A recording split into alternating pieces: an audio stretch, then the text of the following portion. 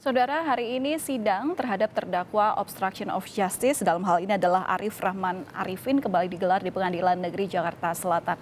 Ada fakta menarik yang diungkap oleh ahli yang dihadirkan oleh tim kuasa hukum dari Arif Rahman Arifin, yakni adalah keterangan dari Setiadi Yasid yang merupakan ahli komputer forensik dan kriptografi, yang mana menyampaikan bahwa hard disk atau perangkat yang menyimpan semua konten digital tetap bisa diakses meskipun komputer atau laptop dihancurkan. Laptop saya, Pak. Ya. Laptop saya kan di dalamnya nih ada motherboard ya. Ada papan, itu isi macam-macam dalamnya. Termasuk juga hard disk yang terkoneksi dengan motherboard tadi. Mungkin ini bahannya terlalu keras ya Pak kalau ini ya. Kan ada bahan yang lebih ringan misalnya. Merek lain gitu. Yang lebih ringan sehingga kalau misalkan saya patah-patahin Pak, ini laptop saya ini, yang akhirnya berakibat bahwa si motherboard itu terpatah, tetapi tidak merusak atau mematahkan daripada si hard disk. Apakah, misalnya meskipun hard disk itu dedicated, apakah saya tetap bisa akses terhadap hard disk tadi? Ya, biasanya kalau memang dia dalam keadaan mati dan kemudian dipatahkan laptopnya, maka hard disknya tidak akan berubah. Hard disknya nggak akan berubah. Ya, dan hard disk itu kan ada case-nya yang lebih kuat daripada luarnya ya, sehingga biasanya dia tahan. Ya. Nah, mengaksesnya memang harus dengan komputer lain.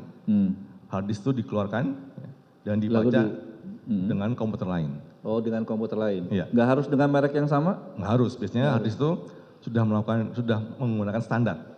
Jadi apa tadi SATA yang Pak Herman bilang ya, maka sama semua SATA akan berlaku. Jadi itu bisa dibaca dengan komputer lain yang mengakui standar yang sama.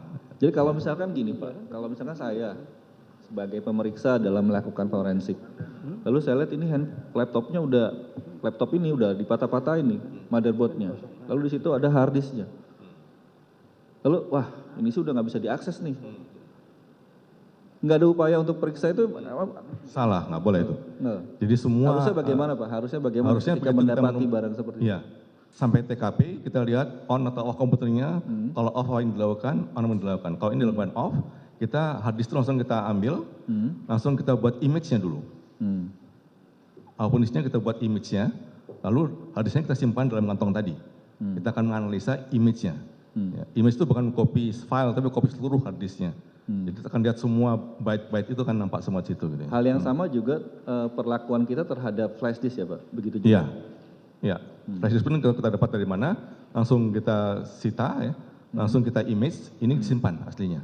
Aslinya disimpan aslinya. Dengan dinamai ya, ini dari mana, siapa yang dibuat menyita. Satu perlakuan pembungkusan yang sama juga yang ya, tadi pakai ya, anti magnetik yang Bapak sebutkan ya. Sambil menjaga apa namanya chain of custody-nya.